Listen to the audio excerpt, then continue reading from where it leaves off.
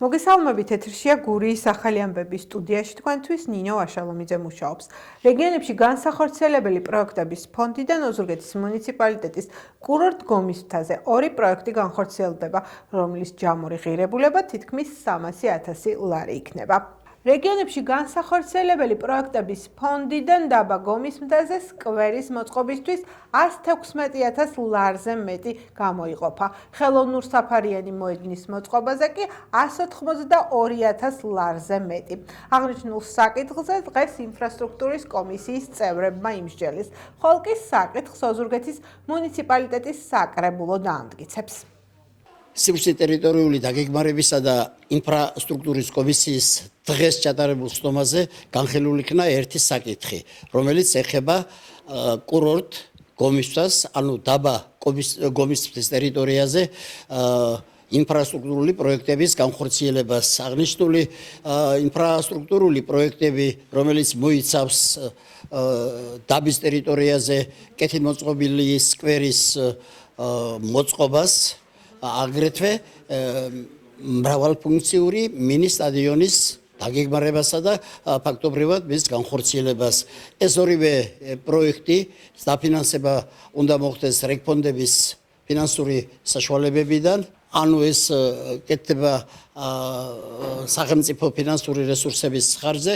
ოზურგეთის მუნიციპალიტეტში უხვი ნალექისგან გამოწვეული ზარალი მასშტაბურია, თუმცა ზუსტი ოდენობა არ არის დათვლილი. შესაბამისი ზარალის სალიკვიდაციო კომისია კი ამ დრომდე მუშაობს. როგორც ოზურგეთის მუნიციპალიტეტის საკრებულოს თავმჯდომარის მოადგილემ ლავრენტი ბიგვალომ გითხრა, სტიქიისგან გამოწვეულ ზარალს შესაბამისი კომისია ამ დრომდე ითვლის.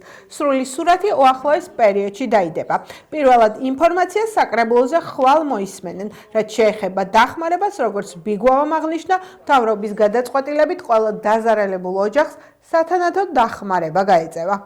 მიმდინარე ეტაპისათვის შეიძლება ითქვას, რომ რამოდენიმე ადმინისტრაციულ ერთეულებში პირველი ეტაპის სამუშაოები, რომელიც ეხება პირველი რიგის სამუშაოების, ანუ სახურავების აღდგენაზეა საუბარი, სახურავების რეაბილიტაციაზე დასრულებულია, მაგრამ ჯერჯერობით საბოლოოდ ეს სამუშაოც არ არის დასრულებული. უახლოეს პერიოდში პირველი რიგის სამუშაოები დასრულდება და შემდეგი რიგის სამუშაოები ისევ დაიგეგმება და ალბათ არ ვიცი ზუსტი თარიღის დასახელება ცოტა რთულია, მაგრამ მუნიციპალიტეტი თანხები რა თქმა უნდა შესასრულებელი სამუშაოების მოცულობის დადგენის შესაბამისად მოხდება თანხების გადმორიცხვა და შესაბამისი სამუშაოების განხორციელება.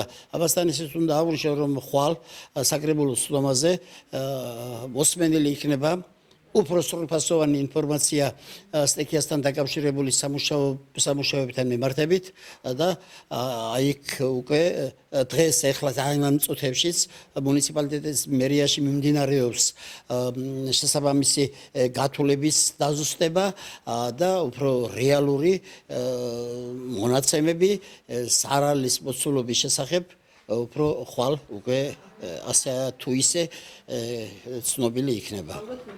ვაგრძელებთ გამოშვებას თბილისის ამბებით. კვლავ აქტუალური რჩება თემა მიიღებს თუ არა ოპოზიცია ადგილობრივ თვითმმართველობის არჩევნებში მონაწილეობას. უმრავლესობა ოპოზიციური პარტიებისა ამბობს, რომ ახლა თვითმმართველობის არჩევნებზე საუბრის დრო არ არის.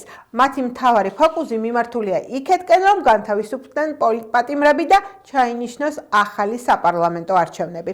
ამ მოცემულობით ადგილობრივ თვითმმართველობის არჩევნებში მონაწილეობას ოპოზიციიდან გაცხადებულად პარტია გირჩი აპირებს. არ არის დღეს აქტუალური საკითხი თვითმმართველობის არჩევნებში მონაწილეობის მიღება, გამომდინარე იქიდან, რომ ის პოლიტიკური კრიზისი, რომელშიც ვცხოვრობთ და რომელიც ძალიან მძიმეა ჩვენი ქვეყნის თითოეული მოქალაქისთვის უკვე სოციალურად და ეკონომიკურად, ამ კრიზისის გადაჭრის გზა არის საპარლამენტო არჩევნები. ამიტომ ჯერ უნდა ვისაუბროთ საპარლამენტო არჩევნებზე. არაპროგნოზირებადი სიტუაცია და ძალიან რთული არჩევნებია. ჩვენ უკვე მომზადება დავიწყეთ რეგიონებში, გვინდა შეხვედრა, რომ ვიპოვოთ პატრიოტული ადამიანებისაც საკუთარი რეგიონის პრობლემები აღელვებს პროცესი მიდის, მაგრამ ეს ერთ-ერთი ყველაზე ძვირიანი არჩევნებია, იმიტომ რომ 63 არჩევნებია ფაქტობრივად ქვეყნის მასშტაბში და ამიტომ გარდა ადამიანური, ასე ფინანსური რესურსების მობილიზაცია არის საჭირო და ამ ყველაფრით ვართ დაკავებული. ადამიანურად გასაგებია თუ რატომ არ უნდათ ამ ადამიანებს რომ თვითმმართველობის არჩევნებში მონაწილეობა მიიღონ, იმიტომ რომ კიდევ ერთხელ დამარცხდებიან, მე-10 თუ მე-11ჯერ მიიღებენ მას და ყველა იმ არჩევნებში, რომელშიც კოლექტიური დასმოძრაობა და აგენტურა მიიღოს მონაწილეობას, რა თქმა უნდა დამარცხებისკენ არის განწირული, მაგრამ მათ ვინ ეკითხებათ საერთოდ ან მონაწილეობას, ან არ მონაწილეობას. თავარი არის რომ რა მესიჯი მოვა, რა დავალებას მიიღებენ და ამ დავალების შესაბამისად იმოქმედებენ. ზოგადად რაც შეეხება, რა თქმა უნდა, ძალიან კარგი იქნება, რაც უფრო ნაკლები რაოდენობის აგენტი მიიღებს პოლიტიკაში მონაწილეობას, ეს ისე უკეთესი არის ქართული პოლიტიკისთვისაც და ქართული საზოგადოებისთვისაც. გერმანიამ დამატებითი აკრძალვები შემოიღო იმ ქართველი ოფიციალური პირების ქვეყანაში შესვლაზე, რომლებიც პასუხისმგებლები არიან მშვიდობიანი დემონსტრანტების დარბევაზე. ამის შესახებ გერმანიის საგარეო უწყების განცხადებაშია ნათქვამი. დაახლოებით 3 თვის განმავლობაში ქართველი ხალხი საპროტესტო აქციებს მართავს ევროკავშირში მომავლის მხარდასაჭერად და საქართველოს ხელისუფლების კურსის წინააღმდეგ. ისინი კვლავ არიან დაშინების, დაკავებისა და ძალადობის წინაშე. დღეს გერმანიამ შემოიღო დამატებითი აკრძალვები იმ ქართველი ოფიციალური პირების ქვეყანაში შესვლასთან დაკავშირებით, რომლებიც პასუხისმგებლები არიან ამ დარბევაზე. ნათქვამია გერმანიის საგარეო უწყების ოფიციალურ გვერდზე გავრცელებულ განცხადებაში. მე შემიძლია გითხრათ, როგორც კარგად ინფორმირებულმა პერსონამ ამ საკითხზე, რომ დიდი ხანი მიმდინარეობდა გერმანიაში ამ საკითხების განხილვა და გერმანული მხარე ბოლომდე ცდილობდა გამოეყენებინა სხვა დიპლომატიური შესაძლებლობები და არა სანქციები იმისთვის, რომ ეს ძალაუფლების მიმტაცებელი და მოძალადე ქართული ოცნება გონს მოსულიყო.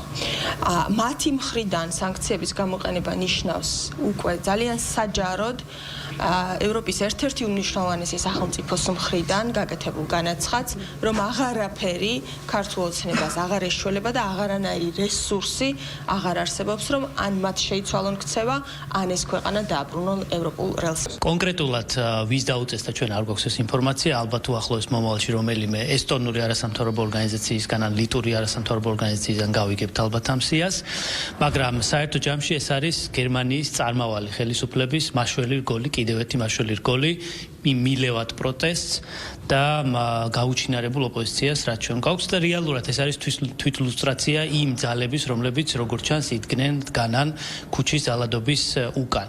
მაშინ, როდესაც ქუჩის გადაკეტვისთვის საკმარისი რესურსი, საკმარისი ხალხი აღარ ყავთ, აი ესეთი მსგავსი მაშველი რგოლებიც ცდილობენ ამ მილეული პროტესტის ხელახლა აგორებას. თავარი мотиваცია არ არის, რომ მემკვიდრეობა დაუტოვონ, თავარი мотиваცია არის, რომ სანამ ამის რესურსი აქვს, სანამ ამის ბერკეტი აქვს, მაქსიმალურად დააზიანონ ეს ურთიერთობები და მაქსიმალურად დააზიანონ ხელისუფლება.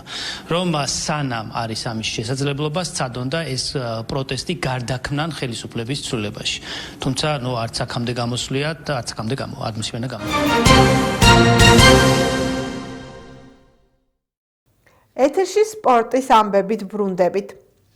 ოზურგეთელი ერიკლე თაუბერიძე და რეზი გუჯაბიძე ბერძნულ რომაულ ჭიდაობაში საქართველოს ჩემპიონები 17 წლამდელთა შორის გახდნენ. საქართველოს ჩემპიონატი ბერძნულ რომაულ ჭიდაობაში დასრულდა, რომელიც გორში გაიმართა. საქართველოს პირველობაზე ოზურგეთის მუნიციპალიტეტის სპორტულ გამაჯანსაღებელ დაწესებულებათა გაერთიანებასთან არსებულმა ბერძნულ რომაული ჭიდაობის სექციის სპორტსმენებმა გუნდური პირველი ადგილი, ასევე 2 ოქრო, 2 ვერცხლი და 4 ბრინჯაო წამოიღეს. ოქროს მედალოსანი ერეკლე თაუბერიძე 75 კილოგრამ წონით კატეგორიაში გახდა, რომელიც ასევე ევროპისა და მსოფლიოს ჩემპიონია. ხოლო რეზი გუჯაბიძემ ჩემპიონობა 60 კილოგრამ წონით კატეგორიაში მოიპოვა.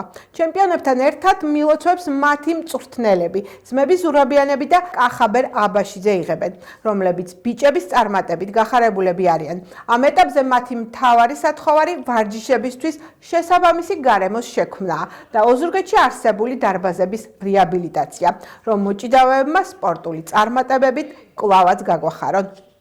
კი, ახალგადასული ვარ ამ ზონაში, 65 კილოგრამის კატეგორიაში, სადაც გავხდი საქართველოს ჩემპიონი. ჩემი მონდომებით, წვრილების მონდომებით თავიდანვე ამ შედეგისთვის მზადებოდით. ეს განწყობა იყო, რომ მე უნდა გავხდარიყავი ჩემპიონი, თავიდანვე ეს მქონდა ხედველობაში და როგორც დავგეგმეთ, ისე მოხდა ყველაფერი. მომავალშიც ვაპირებ გავიმეორე შედეგები ევროპის და მსოფლიოს ჩემპიონატზე და კარგად წამოვაჩინო ჩვენი ქვეყანა. ძალიან ბედნიერი ვარ ჩემი შედეგით, საკმაოდ კარგად მომზადებოდი. თავი კარგად გავიგე შეჯიბრისთვის, საკმაოდ კარგი ტურნირი იყო. კარგი მოჭიდავეები ასპარეზობდნენ. რეალურ შეხვედრაშიც უზურგეთელი აზარი გოგოთიშვილი შეხვდა ჩემი მეგობარია და საკმაოდ რთული შეხვედრა მქონდა ფინალში. გავიმარჯვე და აუღე პირველად ბედნიერი ვარ ჩემი შედეგით და ვეცდები მაქსიმალურად რომ ეს შედეგი ევროპაზე და მსოფლიოზე გავვნებო. ახალგაზრდები 2 დღეა ჩამოვედით გორიდან, სადაც ვიჭიდავთ საქართველოს პირველობა ჭაბუკთა შორის.